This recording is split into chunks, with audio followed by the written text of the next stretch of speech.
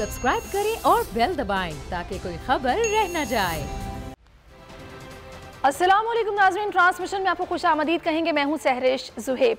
सियासी मंजरनामे पर हलचल है। हर तरफ हम देख रहे हैं कि सियासी जमातें सड़कों पर निकल आई हैं। हैदराबाद हो, कराची हो, पंजाब हो, हर तरफ रैलियां निकाली जा रही हैं और सड़कों पर अपोजिशन मौजूद है, जबकि हुकूमत ये बोल रही है कि सड़कों पर निकलने का कोई फ़ायदा नहीं। अगर ऐवानों में इनको NRO नहीं मिला तो ये सड़कों पर तलाश कर रहे हैं। जबकि जो अपोजिशन है उसने महंगाई का राग अलाप लिया है कि महंगाई की वजह से अवाम बेहाल है, लिहाजा हुकूमत से अवाम को निजात हम दिलाएंगे और इक़्तिदार में आकर इन तमाम मसाइल को हल करेंगे। खैर, इस सारी सूरत हाल में हम देख रहे हैं कि मशवरे भी आ रहे हैं, बयानात भी दाखिल आ रहे हैं, इंकशाफात भी हो रहे हैं। शेख रशीद के बड़े चर्चे हैं, जिन्होंने भी आपने सुना कि मरीम नवाज़ को लास्ट वार्निंग दी है कि मैं खातून होने का लिहाज कर रहा हूँ, लिहाजा ज़रा बाज आ जाएं वरना कुछ ऐसा बता दूंगा कि ज़लज़ला आ जाएगा। तो वो ऐसी कौन सी बातें हैं जो कि शेख रशीद साहब के पास हैं, जो वो बताएंगे आगे आने वाले दिनों में। मौलाना साहब पाकिस्तान डेमोक्रेटिक मूवमेंट का सदर बनने के बाद अब क्या करेंगे, अपोजिशन क्या यकजा रहेगी, ट्रस्ट डेफिसिट तो नहीं है, ये मामलात किस तरफ जाएंगे, सारी सूरत हाल पर हम बात करेंगे। अभी आपने सुना सुबह में मरियम औरंगज़ेब ने प्रेस कॉन्फ्रेंस की और एक रिपोर्ट दिखाई कि महंगाई बहुत हो गई है, सारा मलबा हुकूमत पर डाला। अभी शिबली फराज प्रेस कॉन्फ्रेंस कर रहे हैं और उनकी जानिब से कहा गया कि भी इनके दिए हुए तोहफे जो हम भुगत रहे हैं, ये तो समझ रहे थे कोरोना के बाद हम दिवालिया हो जाएंगे, लेकिन हमने संभाला हुआ है मईशत को। चीफ न्यूज़ ऑफिसर फैसल अजीज़ खान साहब मेरे साथ मौजूद हैं, एडिटर इन चीफ नज़ीर लगारी साहब भी हमें ज्वाइन कर चुके हैं। सबसे पहले मैं फैसल साहब आपकी तरफ आती हूँ।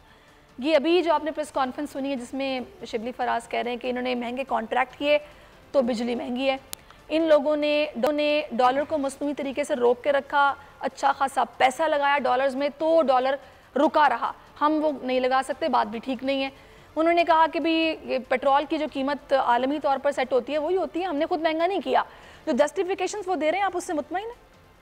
देखिए, ये एक ऐसी जस्टिफिकेशन है जिसका आम आदमी से कोई ताल्लुक़ नहीं है। आम आदमी कहता है कि जिस फार्मूले के तहत आपने अद्वियात की कीमतों में इजाफा किया, फार्मूला ये है कि अद्वियात नायाब हो गई, कीमतें कम थी, इसलिए कीमतें बढ़ा दो तो अवेलेबल हो जाएंगी। ये फार्मूला मौजूदा हुकूमत ने एग्जीक्यूट कर दिया, इम्प्लीमेंट कर दिया, कीमतें बढ़ा दी अद्वियात की और मिलने लगी। तो ये फार्मूला दूसरी तरफ भी करें ना कि आवाम के पास जो पैसे नहीं है, तनख्वाह नहीं है, उनकी तनख्वाहें कम है, तनख्वाहें बढ़ाएं, लोगों की भी तो तनख्वाहें बढ़ाएं ताकि उनकी ज़िंदगी नॉर्मल हो। मामला ये है कि हुक्मरान कोई भी हो, वो नवाज शरीफ हो, वो जरदारी साहब हो, वो इमरान खान हो, आम आदमी का मसला है बिजली सस्ती मिले, पेट्रोल सस्ता मिले, खाने पीने की अशिया सस्ता मिले, घर के जो यूटिलिटीज़ के बिल हैं वो सस्ते हों, बच्चों की स्कूलों की फ़ीस सस्ती हो, जो राशन आए आटा चीनी दालें घी ये सस्ती मिले। आवाम का इससे कोई ताल्लुक़ नहीं है कि इमरान खान वज़ीर आज़म हैं, ये नवाज शरीफ वज़ीर आज़म हैं, या जरदारी साहब सदर या वज़ीर आज़म है, या मौलाना फजलुर रहमान सदर वज़ीर आज़म है। इस वक्त महंगाई एक ऐसे अरूज पर जा चुकी है जहाँ लोग middle class, upper middle class बहुत तकलीफ़ के अंदर हैं, इंतहाई तकलीफ़ के अंदर है, गवर्नमेंट की रेट एग्जिस्ट नहीं कर रही है। इस सारी सूरत हाल में बार बार की बयानात और ये इस तरह की प्रेस कॉन्फ्रेंस, शबली फराज साहब की जो प्रेस कॉन्फ्रेंस है, इसका आवाम क्या करें, इसको सुन के क्या करें? मतलब क्या होगा कि आपने महंगे सौदे कर लिए थे, पहले पेट्रोल आप इस तरह से ले रहे हैं, बिजली आपने महंगी बनाई थी, जो कुछ भी था मियाँ साहब के दौर के अंदर इतनी महंगाई नहीं थी, कुछ भी था उस दौर के अंदर महंगाई थी। तो ये इसका जवाब, इसके लिए फार्मूला देने की जरूरत है। ये मंतक थी ना कि कर्जे इतने लिए हुए हमें वो उतारने हैं, सूद इतना है हम तो वही पे कर रहे हैं, खजाने खाली हैं, हम क्या करें? लेकिन आप ऐसा कोई पैकेज लेकर आते हैं जिसमें आवाम को 8-10 अशिया सस्ती देते, आप करते चीनी आटा दालें चावल घी ये सस्ती मिले, बिजली सस्ती मिले, आम आदमी की जिंदगी को तो आप रिस्क पे ना लेकर आए ना। मौजूदा हुकूमत इसके अंदर नाकाम हो गई। सही। अच्छा लगारी साहब, आपका इस पर पॉइंट ऑफ व्यू क्या है?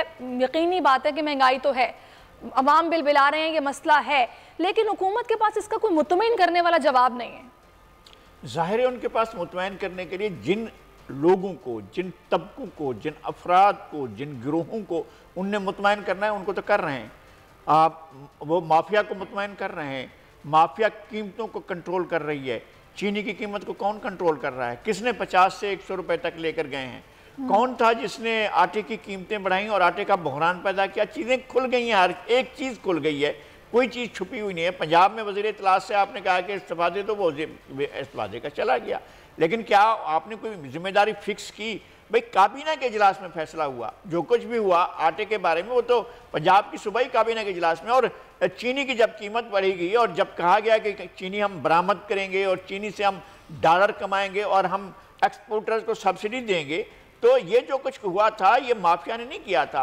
माफिया अगर है तो फिर यूं है कि वो काबीना के इजलास में फैसला हुआ था, काबीना ने, और जनाब वजीर आजम उस काबीना के इजलास की सदारत कर रहे थे जिन्होंने सब्सिडी देने का फैसला किया, जिससे चीनी की कीमत उठाकर आपने यहाँ महंगी की, जब आपने बाहर बेचा उसके वहां से कमाया, फिर आपने हुकूमत से सब्सिडी ली। तो कौन सी माफिया थी? यही तो माफिया थी जिसने अब लाहौर में जो है 540 रुपए अदरक का जो भाव लगा हुआ है और टमाटर 160 पर चला गया है। तो कहाँ से आई है? कौन सी माफिया है?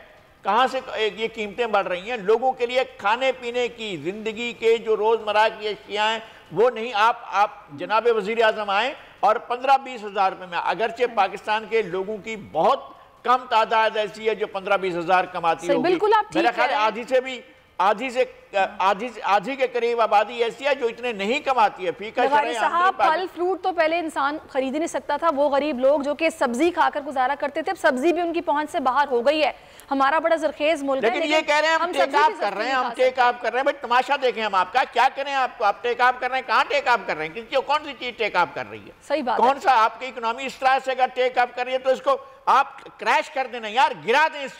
अगर ये टेक ऑफ हो रही है, लोगों की खाल उतार रहे हैं। फैसल साहब, ये जो हथकड़ियां IMF की और ये फैटफ, ये जो ये बातें हो रही हैं कि अवाम को हथकड़ियां लगा दी गई हैं, ये इसमें कितनी हकीकत है? देखिए, कुछ साइड पर इन्वायरमेंट इस सतह का है कि जिससे शायद मैं कह रहा हूँ कि सूरत हाल इकॉनमी की बेहतर हो सकती है।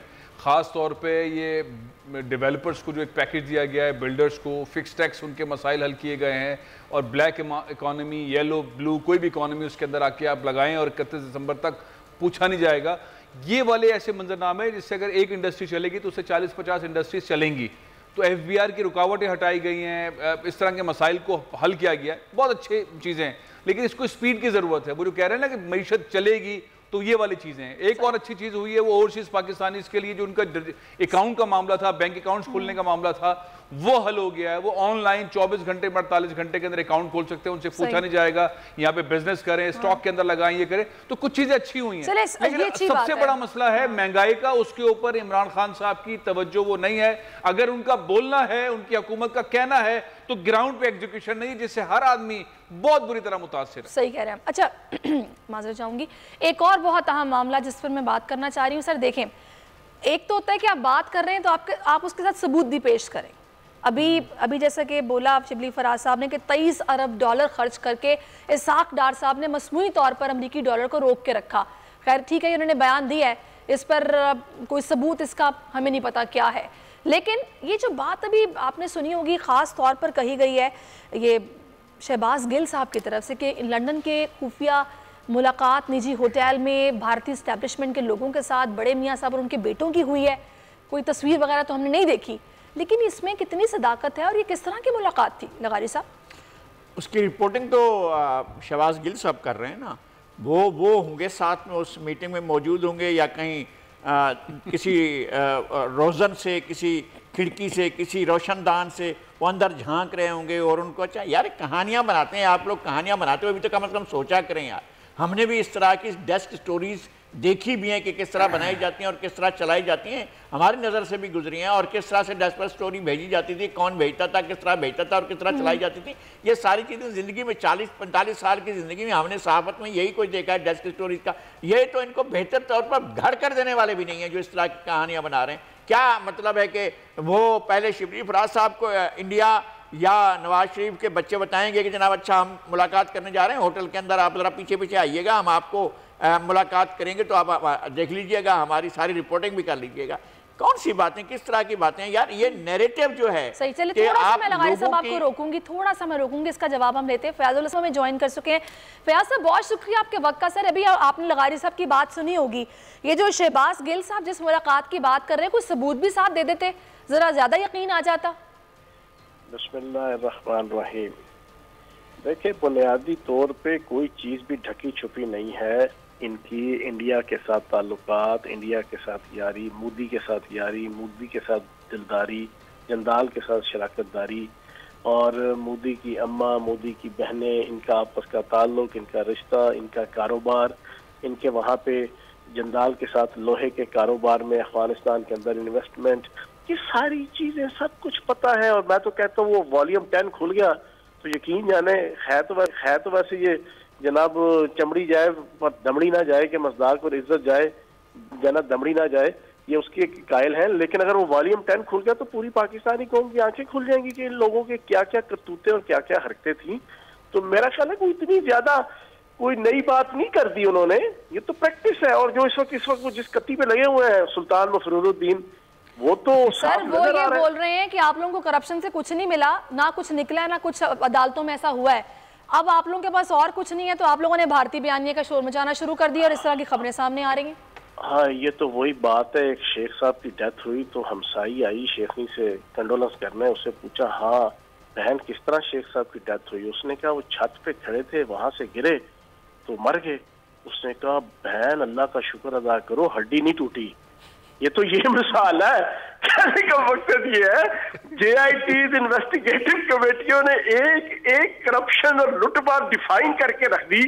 मंजूर पापड़ वाला, कबाड़िए वाला, फलूदे वाला, हलवे वाला, रेड़ी वाला, छाबड़ी वाला, निसार गिल, शराफत मसीह, ठीक है जी, मसरूर अहमद, नायब कासिद, इनके जिनके अकाउंट में से 10 करोड़, 50 करोड़, 1 अरब, 1.5 अरब निकल रहा है और फिर वो आगे से ट्रांजैक्शन हो रही है नुसरत शहबाज को, सलमान शहबाज को, हमजा शहबाज को, शहबाज शरीफ को, बेगम सफ्दर अमान को।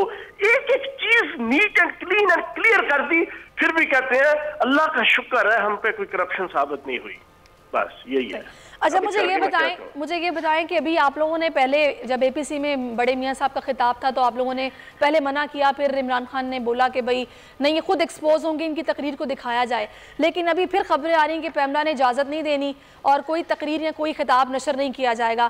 तो अब ऐसा क्यों किया जा रहा है? मतलब इससे तो मजीद अवाम में क्यूरियोसिटी बढ़ेगी कि भाई ऐसी क्या बात थी जो नहीं दिखाना चाहते। क्यूरियोसिटी की कोई बात नहीं है, बस वो जो 1-2 इन्होंने चवले मारनी थी और उसके बाद ये एक्सपोज हो गए हैं तो बस ये इतना काफी था इनको नंगा करने के लिए।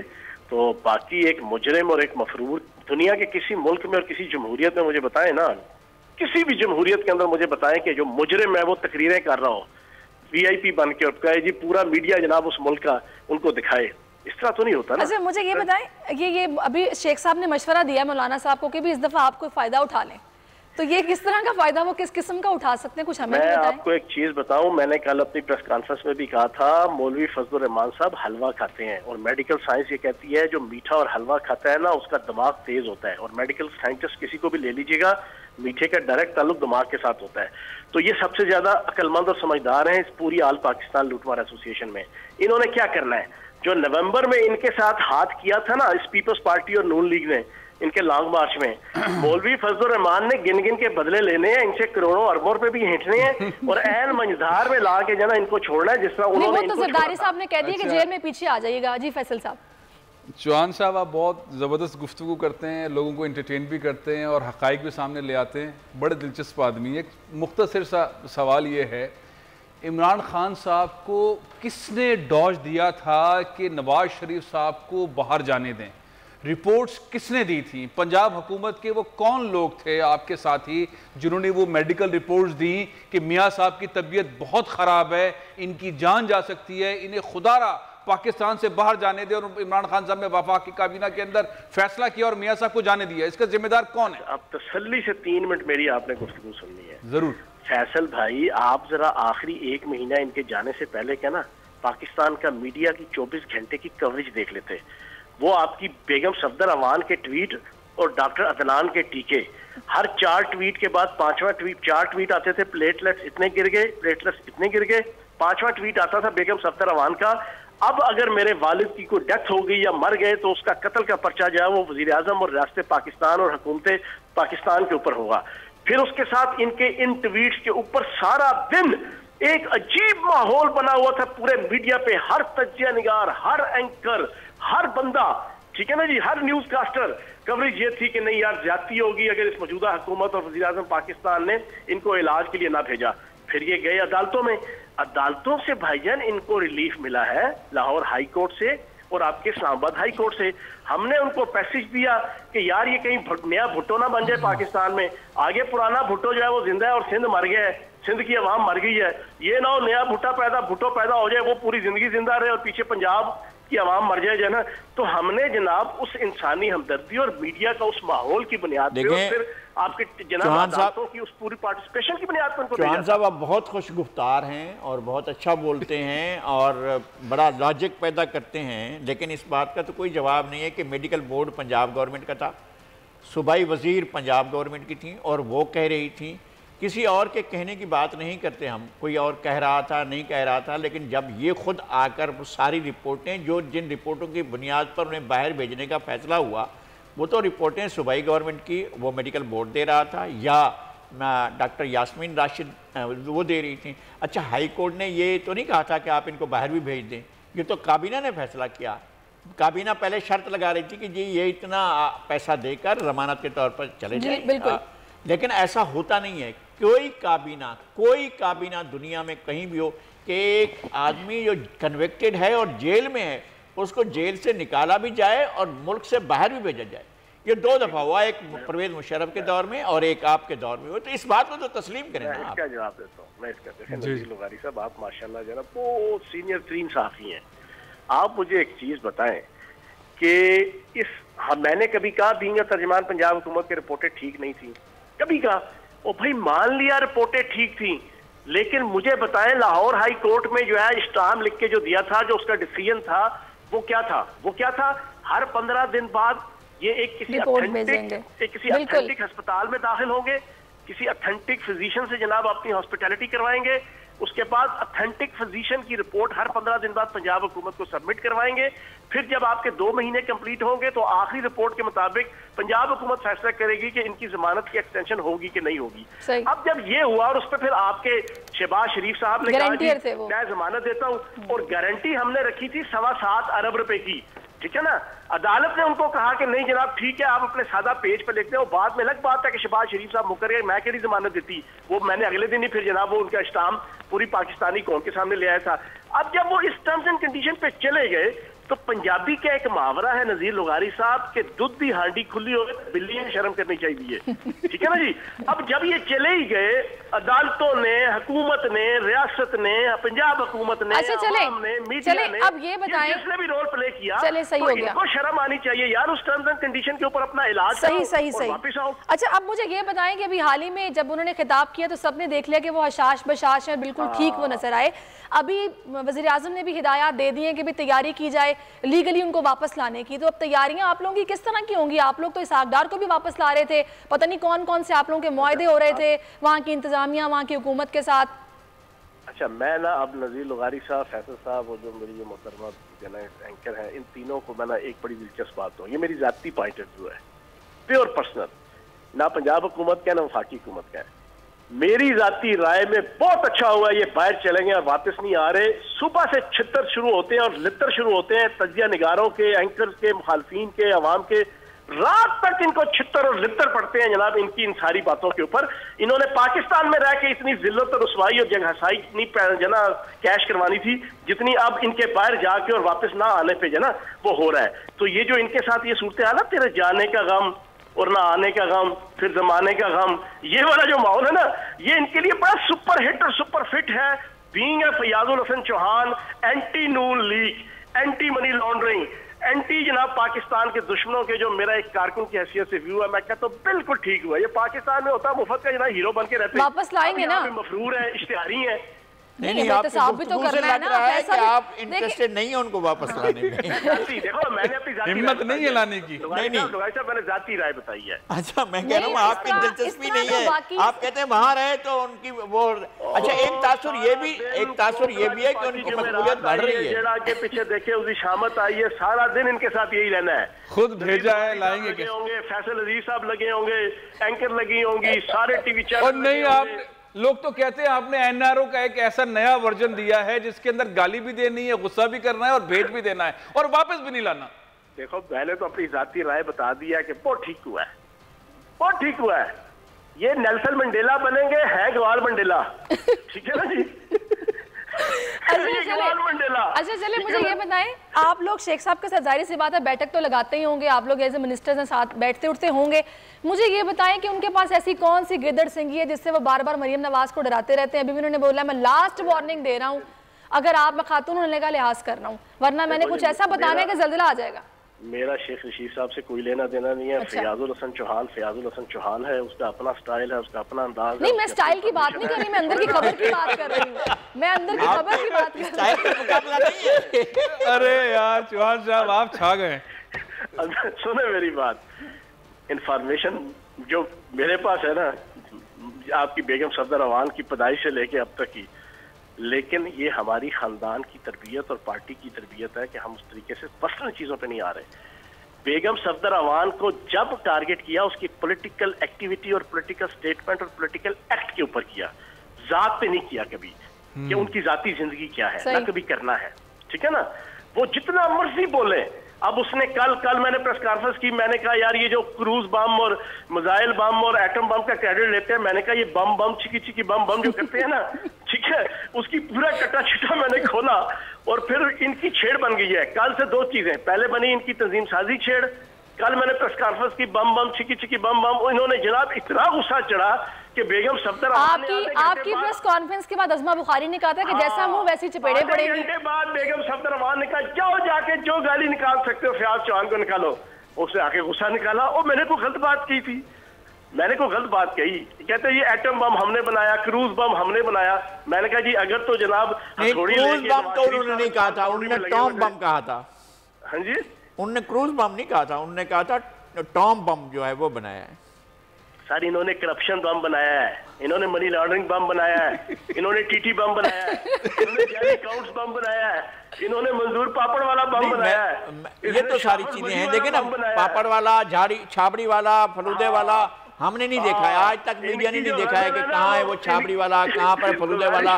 ये सारी चीजें जो हम खबरों में सुनते रहते हैं हुकूमत की तरफ से कही जाती हैं, लेकिन हमारे सामने अब तक कुछ छाबड़ी वाला नहीं आया। अगर छाबड़ी वाला आएगा तो हम देखेंगे कि ये छाबड़ी वाला है जिससे अब करोड़ों रुपए निकले, ये फलूदे वाला है जिससे करोड़ों रुपए निकले, ये वो कश्ती थी जिसमें अरबों रुपए लेकर जा रहे थे, लेकिन हमने अब तक नहीं देखी है इस तरह की कोई कश्ती भी नहीं देखी हमने। नैब ने एक चीज जनाब आप पब्लिक के सामने आ चुकी है कि नैब की इन्वेस्टिगेशन जो रमजान शुगर मिल की हुई है, 9.5 अरब रुपए की मनी लॉन्ड्रिंग हुई है। ठीक है जी, ये सारे जो मैंने इनके बम बताए हैं ना, ये सारे वही बम चिकी बम वाली इनकी गजल जो है ना, ये सारे के सारे इल्जामात कोर्ट का फैसला तो नहीं होते ना, इल्जामात होते हैं। जब कोर्ट का कोई फैसला है तो माशाल्लाह इतने सीनियर आदमी आप, फिर आप बात क्या कर रहे हैं? और भाई अभी यही तो फैसले होने हैं, तभी तो इन्होंने जमहूरियत का झंडा APC। चौहान साहब बहुत संजीदा सवाल है, चौहान साहब बहुत संजीदा सवाल है और आपकी जाती शख्सियत से मुतालिक नहीं है। हुकूमत के तर्जुमान, पंजाब हुकूमत के तर्जुमान और सीनियर रहनुमा PTI से कर रहा हूं मैं ये। चौहान साहब, मियां साहब को वापस लाने के स्टेप्स क्या क्या हैं? अवाम कब उम्मीद रखे कि मियां मोहम्मद नवाज शरीफ साहब पाकिस्तान में आ जाएंगे और जेल में अपनी बाकी सजा जो है वो भुगतेंगे? देखें, बात यह है कि पंजाबी का एक मुहावरा है कि अगों चक ते पिछों लत। ये जो सुल्तान मफरूरुद्दीन है ना, इनकी पोजीशन इस वक्त नवाज शरीफ साहब की ये है, वो उधर हो वो इधर हो, वो जेल ही जेल है उनके लिए, रुसवाई है, जगहसाई है। चैप्टर इनका क्लोज है सियासत का। ये गिजे हुए हैं 1999 के, ये अभी तक अपने MNA MPs को, सेंटर्स और अपने रहनुमाओं को, अपने वोटर्स को लॉलीपॉप देते हैं। देखो पहले भी तो हुआ था ना, बगावत का मुकदमा हुआ था, हाईजैकिंग का हुआ था, हम जनाब जिला वतन हुए थे, फिर वापस आए, फिर वजीर आजम बने, फिर वजीर आला बने। ये लॉलीपॉप देने लगे ना, ये नहीं पता कि वो दिन गए जब खलील मियां फख्ताएं उड़ाया करते थे। ठीक है ना। अच्छा। और अब की बार मैंने एक प्रेडिक्शन की है जो मुसलसल कई माह से कर रहा हूं। इस नून, शीन और मीम तीनों लीगों से हट के अगर कोई लीग बन गई, वो मुस्तकबिल में पाकिस्तान में इक़्तिदार में आ सकती है। ना नून लीग आ सकती है, ना शीन लीग आ सकती है, ना मीम लीग आ सकती है। अच्छा चलिए, थोड़ा शीन पर मैं आपका तज्जिया चाह रही हूँ। अभी ये जो हाल ही में छोटे मियां साहब की गिरफ्तार। अच्छा चलिए, आखिरी सवाल फिर आप चले जाइएगा। आप वैसे भी बड़े मूड में नजर आ रहे हैं, मुझे तो आपसे ज्यादा बात हो जानी चाहिए। मुझे ये बताएं कि ये जो शहबाज शरीफ साहब हैं, इन्होंने खुद से दरखास्त वापस ली है कि भाई जमानत कबल अज़ गिरफ्तारी की, तो इनको पहले से पता था, खुद बोल भी रहे थे कि भाई मैं अगर अंदर भी हुआ तो अंदर से क़यादत करूंगा। ये क्या मामला है? ये क्या वो खुद सीन से आउट हुए हैं या होना चाह रहे थे? हुआ क्या है ये? असल में अब 2-3 चीजें हैं ना, मैं जितनी ये जो तंजो मजाक के साथ बातें करता हूँ ना, ये बड़ी गहरी बातें होती हैं, ये आम पब्लिक को जल्दी समझ आती हैं। अब जरा सुन लीजिएगा, शीन लीग ने नून लीग और मीम लीग को मुसलसल समझाया कि बंदे के पुत्र बनो, ये जो तुम एंटी रियासत और एंटी फौज और एंटी अदालती अदारों के जो स्टैंस रखा हुआ है ये ना करो। वो बेचारा समझा समझा के थक गया, क्योंकि उसको आगे मौत नजर आ रही थी अपनी और अपने बेटे हमजा शहबाज की। लेकिन नून लीग और मीम लीग ने कहा कि हम तो डूबे हैं सनम, तुमको भी ले डूबेंगे। उन्होंने कहा नहीं, हमने तो यही करना है। उसने क्या किया, उसने खुद अपने वकील के जरिए से जमानत कबल गिरफ्तारी की दरखास्त वापस ली। उसने कहा चलो अंदर जाऊंगा तो कलंदर बन जाऊंगा, ठीक है ना जी। जैसे वो बाहर बैठ के वो समझता था मैं नेल्सन मंडेला बन जाऊंगा, गवाल मंडेला, इसने कहा अंदर जाके कलंदर बन जाता है बंदा। इसने कहा चलो मैं तो चले, तुसी जरा सप कटना है काट लो। नून लीग को भी कहा और मीम लीग को भी कहा। अब वो सांप निकालने लगे हुए हैं बगावत की पीपड़ी में जाके जना, और जनाब रियासत से जनाब अड्डा फड्डा लगा के अब वो लगे हैं जो ना, जो सांप निकालने, वो सारी पाकिस्तानी कौम देख रही है। लेकिन उस सांप ने सबसे पहले इनको डसा है, इनके वोटरों को डसा है, इनके MNA MPA सेंटर्स को डसा है। और जितना ये पीपड़ी बजाएंगे ना और बीन बजाएंगे उस सांप को निकालने की, और वो सांप बाहर निकलेगा, वो इनकी सियासत का बेड़ा गर्क कर देगा। आप वोटरों के डसने की बात कर रहे हैं, वो तो ये चले बहुत शुक्रिया आपका फैयाज साहब, आपने अपना कीमती वक्त में दिया और बड़ी मज़े गुफ्तगू आपने की है। अच्छा, मैं फैसल साहब आपकी तरफ अब आ जाती हूँ कि लगारी साहब इससे पहले उनसे बात भी कर चुके हैं। मुझे ये बताएगा कि ये मौलाना साहब पे प्रेशर तो है, जाहिर सी बात है, अपने आपके केसेस उन पर भी हैं, आमदन से ज़ायद असासाजात के, तो कहीं आपको लगता है कि कहीं अब बाकी मैदान में खड़े रहें और वो मैदान छोड़कर भाग जाएं? उनको लीडर तो बना दिया गया है पाकिस्तान डेमोक्रेटिक मूवमेंट। देखिए, उनको लीडर बनाने की वजह यह है कि वो लोग जमा कर लेंगे पाकिस्तान में जहाँ भी वो चाहेंगे। मदरसे के तलबा को वो ले आएंगे और सड़कों पे ले आएंगे। आप कोयटा में देखेंगे कि बहुत सारे लोग होंगे और हज़ारों की तादाद के अंदर होंगे। मौलाना के पास ये कैपेसिटी है और शुरू के अंदर उन्हें ऐसा ही लीडर चाहिए था जो फौरी तौर पर मजमा कर दे, जलसा जमा कर दे। मुस्लिम लीग नून के अंदर ये सकत नहीं है। मियाँ साहब जब खुद भी आ रहे थे तो शहबाज शरीफ साहब नहीं पहुँचे थे, एयरपोर्ट पर इतने लोग नहीं थे, ठीक है। और पूरे पाकिस्तान के अंदर किसी भी पार्टी के लिए फौरी तौर पर लोगों को जमा करना मौलाना के मुकाबले में आसान नहीं है। मौलाना फौरी तौर पर लोग जमा कर सकते हैं, जहाँ चाहें 3-4 दिन के नोटिस के ऊपर लोग जमा कर सकते हैं। तो एक तो एडवांटेज ये है। दूसरा ये है कि वो जिस गुस्से के अंदर हैं और जो वो बयानात दे रहे हैं, वो बयानात, वो एग्रेशन जो है वो इस वक्त मुस्लिम लीग नून की इस सतह की लीडरशिप के पास नहीं है। ज़ाहिर है शहबाज शरीफ अंदर चले गए, नवाज शरीफ साहब हैं नहीं, तो कैलिबर वाइज भी मुस्लिम लीग नून में सबसे ऊपर मौलाना ही हैं। उनके मुकाबले का कोई लीडर मुस्लिम लीग नून में नहीं है। अगर बिलावल भुट्टो जरदारी हों और सारे सिनेरियो में आगे वो हों तो फिर मौलाना को मात दी जा सकती है। लेकिन बिलावल भी जो है रिलैक्स होने के लिए मार्केट से बाहर है। उन्होंने ये भी नाराजगी का इजहार बिलावल से किया कि उनकी तकरीर क्यों नहीं दिखाई गई। अब वो एक मामला था, उसमें शायद मिसअंडरस्टैंडिंग थी जो बाद में सॉल्व हो गई। आपस में एक है, सॉल्व हो गई। नहीं, एक तो नहीं है। पीपल्स पार्टी तो इस वक्त नून को आगे रखने के बाद एक एडवांटेज ले रही है और एडवांटेज लेने की ज़रूरत भी है। और आसिफ अली खान जरदारी साहब हमेशा ऐसे इन्वायरमेंट के अंदर सियासत करते हैं, मफाहमत करते हैं, रास्ता निकालते हैं और सबसे बेहतर पॉलिटिक्स वही करते हैं। इस वक्त भी जो सिनेरियो है उसके अंदर अगर कोई भी रिलीफ ले रहा है तो वो पीपल्स पार्टी नजर आ रही है और पीपल्स पार्टी को लेनी भी चाहिए, क्योंकि सिंध के अंदर उनकी हुकूमत है, उन्होंने अपनी हुकूमत को सेव करना है, उन्होंने भिड़ना नहीं है। नून के पास हुकूमत नहीं है, फंक्शन मौलाना के पास हुकूमत नहीं है। इस सारे सिनेरियो के अंदर पीपल्स पार्टी के पास हुकूमत भी है, उसे चलाना भी है, उसने केसेस से भी निपटना है, उसने फेडरल में अपोजिशन भी करनी है और उसने अपने नैब के केसेस को भी मामला को देखना है। बहुत सारे केसेस हैं, बहुत सारे और आ रहे हैं। अच्छा, मेरा एक और सवाल है और ये सवाल जो मैं कर रही हूँ लगारी साहब आपसे कर रही हूँ, और आप समझे कि मैं कैंकर भी नहीं हूँ, मैं कॉमन पर्सन हूँ कि मैं आपसे ये सवाल कर रही हूँ। एक बंदा है, सजा याफ्ता है, कन्विक्टेड है और वो बात करना चाहता है। आपके ख्याल में क्या उसके पास के राइट रिजर्व है कि वो ऑन स्क्रीन आकर पूरी आवाम के सामने अपनी बात करे, अपना खिताब करे और उसको सुना भी जाए, दिखाया भी जाए? देखते हैं, अगर कानून की बात है तो कानून में तो ऐसा नहीं हो सकता है, लेकिन पाकिस्तान का कानून तो निराला है। पाकिस्तान में ऐसे कई मौक़े आए, एक नहीं। जनाब मियाँ नवाज शरीफ साहब को 1993 में जब इक़्तिदार से बाहर किया गया ग़ुलाम इसहाक़ ख़ान की तरफ से, तो उस वक्त फिर क्या हुआ था कि 1997 में दोबारा लाया गया। फिर जब 1999 में उनको निकाला गया, फिर कौन सी ऐसी चीज़ थी, 10 साल के लिए एग्रीमेंट किया। भाई कोर्ट फैसला दे चुकी थी और अपीलेंट कोर्ट जो है सिंध हाई कोर्ट जो है वो भी फैसला दे चुकी थी। तो उसके बाद दुनिया की कौन सी ताकत थी कि जो जेल से निकाल कर उनको जहाज़ में ले जाए और जहाज़ में उनके 56 सूटकेस भी रखे, उनकी फैमिली को बिठाए और एक महल में जाकर छोड़े कि जद्दा के महल में चले जाएं, वहाँ जाकर रहें। ये कौन कर सकता था? आज तक पाकिस्तान में मैंने नहीं देखा है। लोग पैरोल पर रिहा होते हैं और लोग रिहा होकर अपने काम भी करते हैं। ऐसा भी होता है कि बाद लोगों को लोग रिहा करा के अपने यहाँ मुलाजमत दे देते हैं या अपने मशक्क़त के लिए ले लेते हैं। इस तरह का भी पाकिस्तान में कानून है। लेकिन ये नहीं है कि आप उनको किसी को भी जेल से रिहा करके बैरूने मुल्क भेज दें। इस तरह की चीज़ हमारे नहीं हुई है और ये हुई है, दूसरी बार हुई है, पहली बार नहीं हुई है। लेकिन असल मसला ये है कि सियासी मामलात में, सियासी मुकदमात में चीज़ें भी सियासी हो जाती हैं। आपने नवाज शरीफ साहब को जेल तो भेज दिया और जेल से बाहर भी भेज दिया, लेकिन जब वो हालात अपने हक में करते हैं तो फिर वो तीसरी बार भी वज़ीर आज़म बनते हैं। और मुझे ये लग रहा है कि अगर पाकिस्तान की इस्टेब्लिशमेंट का मूड चेंज होता है, अगर पाकिस्तान की इस्टेब्लिशमेंट फिर दूसरा रुख अख्तियार करती है तो फिर तीसरी बार क्या चौथी बार भी वज़ीर आज़म बनकर आ सकते हैं। कौन रोक सकेगा उन्हें? आप जब पहली बार जिन्होंने हटाया था वो दूसरी बार तो उनको नहीं रोक सके, जिन्होंने दूसरी बार हटाया था वो तीसरी बार तो नहीं रोक सके, जिन्होंने तीसरी बार उनको हटाया अब चौथी बार में कोई और होंगे इस्टेब्लिशमेंट में बैठे होंगे तो वो उनको लेकर आ जाएंगे। सही, इस तरह होता है। फैसल साहब, आपका पॉइंट ऑफ व्यू क्या? फ्रीडम ऑफ स्पीच है बड़े मियां साहब के पास या नहीं? देखिए, सजा याफ्ता मुजरिम नहीं बात कर सकता, नहीं करनी चाहिए, नॉर्मली नहीं करनी चाहिए। मियाँ साहब क्योंकि वो अपना केस ही पेश करेगा।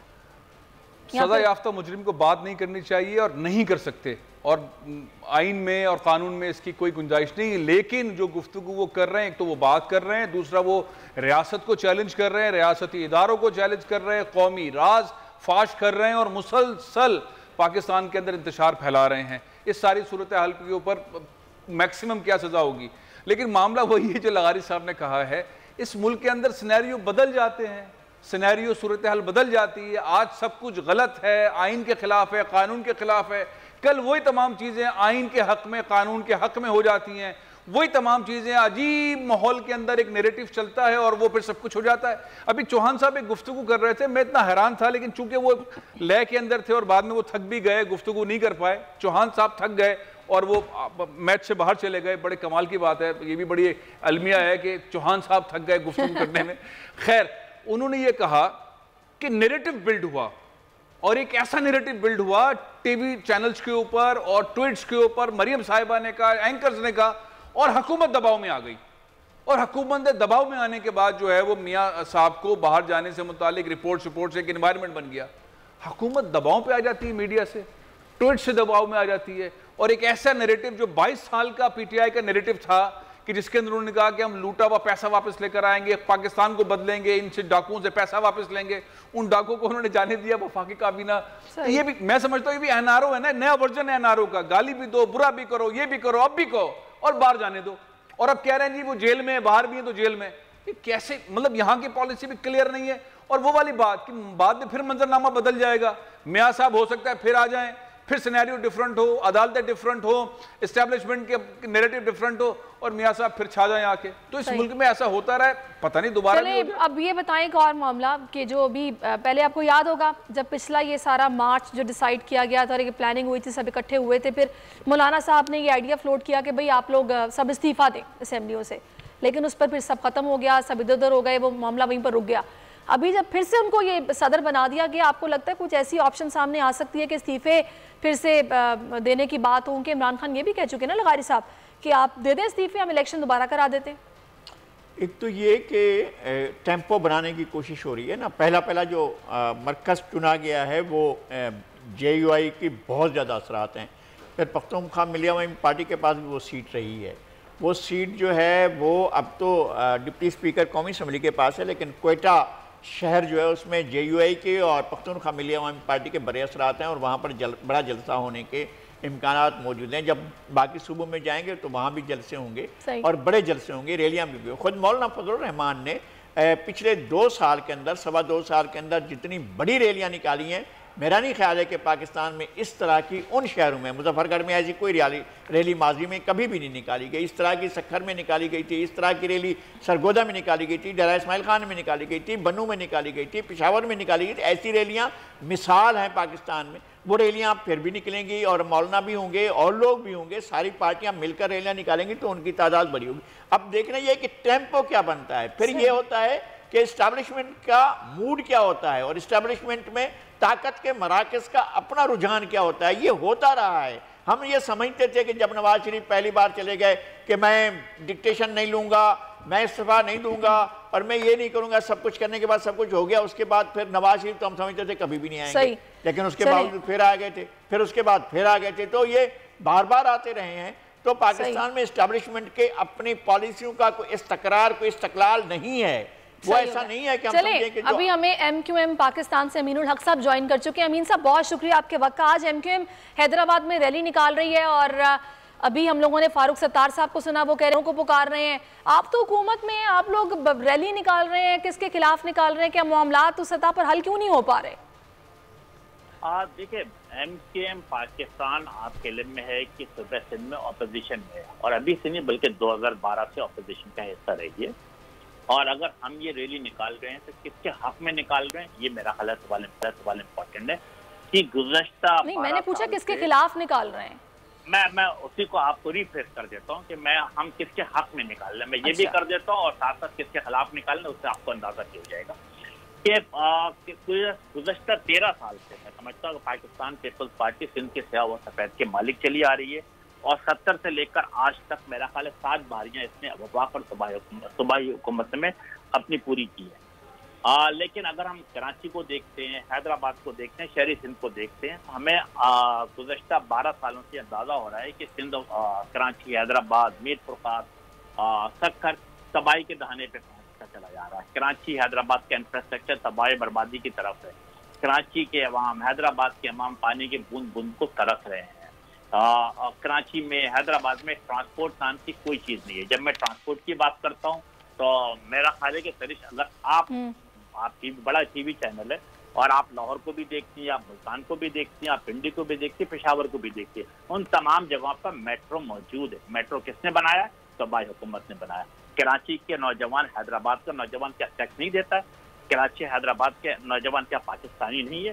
कराची हैदराबाद के नौजवान के सिंध में नहीं रहते? ये जिम्मेदारी किसकी बनती थी मेट्रो बनाना? नहीं, हमें नजरअंदाज किया गया। कराची के अवाम, हैदराबाद के अवाम 100% टैक्स अदा करते हैं, लेकिन आज जब लाहौर का नौजवान मुल्तान का, पेशावर का 20 रुपए देके एयर कंडीशन बस पे सफर कर सकता है, तो कराची हैदराबाद के अवाम क्यों नहीं सफर कर सकते? इसी तरीके से अगर आप देखें तहरीश की कराची में पिछले 12 साल में, हैदराबाद में, बल्कि सिंध के अंदर 3.5 लाख लोगों को नौकरियां दी गई। कराची हैदराबाद क्या सिंध का हिस्सा नहीं है? यकीनन है। तो उनके नौजवानों को नौकरियां क्यों नहीं दी गई? जाली डोमिसाइल बनाकर, और जिसे कहते हैं कि 3.5 लाख में से सिर्फ और सिर्फ 10,000 नौकरियां शहरी सिंध के लोगों को दी गई। तो हमारा एहतजाज तो बिल्कुल हक बनता है ना। नहीं, लेकिन फिर इस तरह की बातें क्यों हो रही हैं कि असल मकसद 1100 अरब कौन हड़प कर गया, इसकी लड़ाई हो रही है? पैसा मिलता है, जितना मिलता है वो खा जाते हैं, फिर आपस में लड़ते हैं। ये सारी बातें फिर क्यों हो रही हैं? सरिश, मेरा ख्याल है कि ये बातें तो बाद में आएंगी ना। पहले आपने एक सवाल पूछा था, मैं सवाल का जवाब दे रहा था कि यस, सिंध के अवाम पाकिस्तान पीपल्स पार्टी से बेजार हो चुके हैं। सिंध के शहरी अवाम समझते हैं कि उनके साथ भी बराबरी का सलूक किया जाए, उनके साथ भी इंसाफ किया जाए, लेकिन ये चीजें नहीं आ रही। अब आपने पूछा, दूसरा सवाल आपने पूछा कि 1.1 ट्रिलियन जो पैसे की बात है, मैं समझता हूँ कि ये तो बड़ी साफ गोई के साथ हो रहा है कि एक KTC बनी है, कराची ट्रांसफॉर्मेशन कमेटी बनी है, जिसमें 6 रुकनी टीम है, जिसमें मैं समझता हूँ 3 वफाक के, 3 सूबाई हुकूमत के हैं, जिसके अंदर तमाम stake holder like PTI, MQM और पीपल्स पार्टी भी मौजूद है। और मेरा ख्याल है कि बड़े खुशअसलूबी के साथ मीटिंगें हुई हैं। मीटिंग होने के बाद जो गवर्नर हाउस में प्रेस कॉन्फ्रेंस हुई, उसकी सबसे बड़ी खूबी क्या थी? अमीन साहब, बड़ी माजरत के साथ अभी जब वज़ीर आज़म हाल ही में कराची का दौरा करके गए हैं, कमेटी भी बनी है, उसमें दोनों तरफ से मेंबर्स भी थे, फिर आप तो खुद माशाल्लाह MNA, मुझे क्या समझ नहीं आ रही फिर रैलियों की जरूरत क्यों पड़ी है? आप लोग तो फिर साथ मिलकर बैठ के उस कमेटी का फ़ायदा उठाते, उससे मसाइल को हल किया जाता। एक दूसरे के खिलाफ या किसी के भी हक में रैलियाँ क्यों निकाली जा रही हैं? रिश मैं ये अर्ज कर रहा हूँ कि 1.1 ट्रिलियन बिल्कुल अलग चीज है, ठीक है ना। वो तो development structure for the Karachi जो कि नेग्लेक्ट किया गया, उसमें वफाक की इन्वॉल्वमेंट आ रही है। वफाक अपने एक बड़े अमाउंट उसमें खर्च करने जा रहा है और इस बात को भी मेक श्योर कर रहा है कि ट्रांसपेरेंसी भी रहनी चाहिए। हम ये जो रैली निकालने जा रहे हैं, ये जो हमने जो रैली निकाली है, आपने देखा होगा कि 24 सितंबर को गालिबन कराची में कई किलोमीटर तवील रैली निकाली गई और आज हैदराबाद की तारीख की सबसे बड़ी रैली निकाली जा रही है। तो हम ये वो जो पीपल्स पार्टी की जो हुकूमत थी, जो नाइंसाफियां करती चली आ रही है अर्बन सिंध के साथ, उसके खिलाफ निकाला जा रहा है। नौकरियों दाखिलों में जो मुत्तसिबाना अमल रखा जा रहा है, उसके खिलाफ निकाल रहे हैं। और सबसे बढ़कर क्या है कि इंतजामी सूबे की बात की जा रही है कि यस जो कराची को जो हक नहीं मिल रहा है और कराची को जो ओन नहीं किया जा रहा है, कराची के अवाम को बाख्तियार नहीं बनाया जा रहा है, हैदराबाद के अवाम को बाख्तियार नहीं बनाया जा रहा है।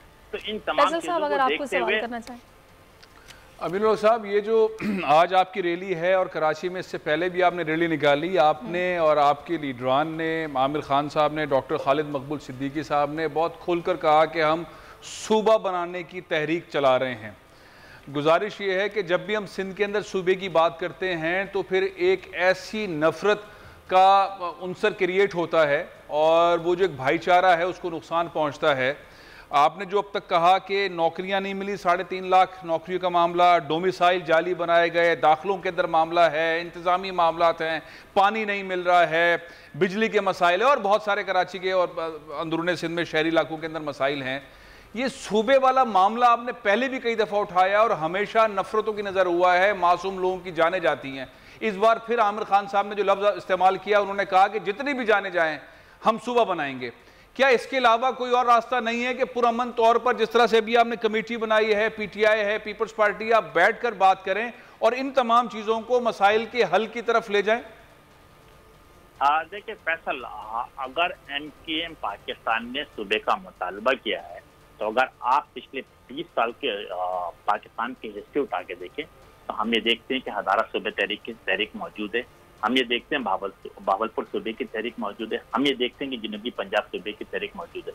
और अगर MKM पाकिस्तान सूबे का मुतालबा करती तो क्या वो गैर कानूनी है, क्या वो गैर आइनी है? नहीं। आर्टिकल 239 आइन के मुताबिक 1973 को जो आइन है उसमें लिखा है कि सूबे बनाने का तरीक़ेकार क्या हो सकता है। तो मैं समझता हूँ कि MKM पाकिस्तान अपना आइनी कानूनी जमहूरी हक को इस्तेमाल करके मुतालबा कर रही है। दूसरी बात जो आपने कहा कि तसादुम वाली या तशद्दुद वाली, MKM पाकिस्तान अदम तशद्दुद के पॉलिसी में कारबंद रहकर अपने सियासी जद्दोजहद कर रही है। और जिसकी मैं मिसाल आपको देता हूँ कि अगर हमने 24 सितंबर को जो रैली निकाली, उस रैली की खूबी क्या थी? दो बड़ी इंपॉर्टेंट बात थी फैसल। नंबर 1, उसमें हजारों के तादाद में नौजवान बुजुर्ग के साथ साथ एक बड़ी तादाद में खवातीन भी शरीक थी। और दूसरी बड़ी इंपॉर्टेंट क्या बात थी कि रैली इंतहाई पुरअमन थी। अगर वो लियाकताबाद से चलकर मज़ार क़ैद तक आती है तो किसी जगह पत्थर भी नहीं पड़ा। और हमने क्या बात की? हमने अदम तसादुम की बात की, अदम तशद्दुद की बात की, हमने जमहूरी रवायत को कायम दायम रखने की बात की, हमने मुतालबा किया। हमने किससे मुतालबा किया? सूबे सिंध के मुतालबा किया, मखसूस हल्कों से मुतालबा किया कि आप कराची को ओन करें, कराची के तरक्याती कामों को काम कराएं। अब बड़ी बात होती है फैसल कि मेयर साहब ने कुछ काम नहीं किया। अब मुझे बताएं, 2 महीने गुजर चुके, क्या कराची के हालत बदल गए? क्या हैदराबाद के हालत बदल गए? नहीं, बल्कि और हर गुजरते दिन के साथ खराबी से खराबी सर होते। अमीन साहब, मैं कुछ अर्ज करूं। एक तो ये है कि जो पीपल्स पार्टी का इक़्तिदार है पिछले 12-13 साल का, उसमें 5 साल तो आप शराकतदार हैं और आपके गवर्नर 13 साल तक यहाँ रहे हैं और आपके 2 बार, एक दफ़ा डॉक्टर फारूक सत्तार साहब और फिर उसके बाद मुस्तफ़ा कमाल साहब आपकी तरफ से मेयर बने। उनकी तरफ से जो क्वालिटेटिव चेंज आया हो, जो उन्होंने बड़ा पार्ट प्ले किया हो और अपने शहरी इलाकों को डिलीवर करने की कोशिश की हो, उसके बारे में अगर कोई कामयाबियां हों तो वो बताई जाए ताकि फिर बात को आगे बढ़ाया जाए। बिल्कुल, मैं बड़े अदब से चाहूंगा कि आपने ये सवाल पूछा है तो मुझे सरिश आप मौका भी दीजिए। जी जी sir. 1987 doctor Farooq Sattar mayor Karachi बनते, मुकम्मल इख्तियारात किसके तक मौजूद भी था। आप बताएं कि MKM पाकिस्तान को जैसे इख्तियार मिला, कराची नहीं सिंध नहीं बल्कि पाकिस्तान का सबसे पहला medical college, Karachi medical dental college, जो वाहिद है तो बल्दिया उस्मा कराची जो चलाती है, वो किसने कायम किया? डॉक्टर फारूक सत्तार ने कायम किया। पाकिस्तान का पहला फ्लाईओवर किसने बनाया? नाजराबाद 2 नंबर पे MKM पाकिस्तान ने बनाया। आप ये देखें कि जब जब एमकेएम के इख्तियार मिला है, एमकेएम ने काम को आगे बढ़ाया। आगे बढ़ते हैं 2004, 2005, 2006, 2007, 2008 की बात कर लेते। फैसल, आप तो चश्मदीद गवाह रहे हैं कि और आपको वो मेरा ख्याल है कि सुप्रीम कोर्ट ऑफ पाकिस्तान की चीफ जस्टिस के वो ऑब्जर्वेशन भी याद होगा कि कराची में एक जिसे कहते हैं तरक्याती कामों का ना खत्म होने वाला सिलसिला शुरू हुआ। उस वक्त क्या हुआ कि फ्लाईओवर, अंडरपासेस, रोड एक दर्जनों के तादाद में बनाया गया। ग्रीन लाइन की बसें कराची में मुसलसल दौड़ती भी नजर आई, एयर कंडीशन बसें दौड़ती भी नजर आई। तो ये जब मिला, इसके अलावा जब आपने 13 साल गवर्नर की बात कर ली, मैं उससे भी आ जाता हूँ। अगर आप ये देखें कि सर सैयद इंजीनियरिंग कॉलेज, उसको किसके दौर में यूनिवर्सिटी में तब्दील किया गया? एमकेएम के दौर में। अब आप आ जाते हैं कि पाकिस्तान की पहली university, girls university, women university किसके दौर में बनी? जिन्ना यूनिवर्सिटी। फैसल, आप वहां से गुजरते होंगे नॉर्थ अहमदाबाद से, आपको पता है कि वहां पे पहले जिन्ना गवर्नमेंट गर्ल्स कॉलेज हुआ करता था। हमने उसको अपग्रेड किया और जिन्ना वुमेन्स यूनिवर्सिटी में तब्दील किया। इसी तरीके से सिंध मेडिकल। देखिए अमीन साहब, ठीक है, ये सारे हिस्टोरिकल फैक्ट्स हैं, ये किताबों में मौजूद होंगे, अखबारों में मौजूद होंगे। ये 2-3 यूनिवर्सिटियां वो भी प्राइवेट सेक्टर में हैं। अच्छा चले, पब्लिक सेक्टर में जो Karachi dental and medical college. हमारी इस गुफ्तगू का मकसद सिर्फ इतना सा है कि अमन अमान की सूरत हाल खराब ना हो और इस तरह के जो बयानात हैं कि जितनी भी जाने जाएं, ऐसा नहीं होना चाहिए और अफ़ाम और तफ़हीम के साथ बैठ मसाइल को हल किया जाए, यही सबसे बेहतर है, क्योंकि डायलॉग के अलावा कोई दूसरा हल नहीं होता मसाइल को हल करने का सियासत में। बहुत शुक्रिया अमीनुल हक साहब, फैसल साहब आपका भी शुक्रिया, और ट्रांसमिशन का सिलसिला जारी है। नज़ीर लगारी साहब आपका भी बहुत शुक्रिया। एक ब्रेक लेते हैं, न्यूज़ ब्रेक, जिसके बाद फिर से हाजिर होंगे। सब्सक्राइब करें और बेल दबाएं ताकि कोई खबर रह न जाए।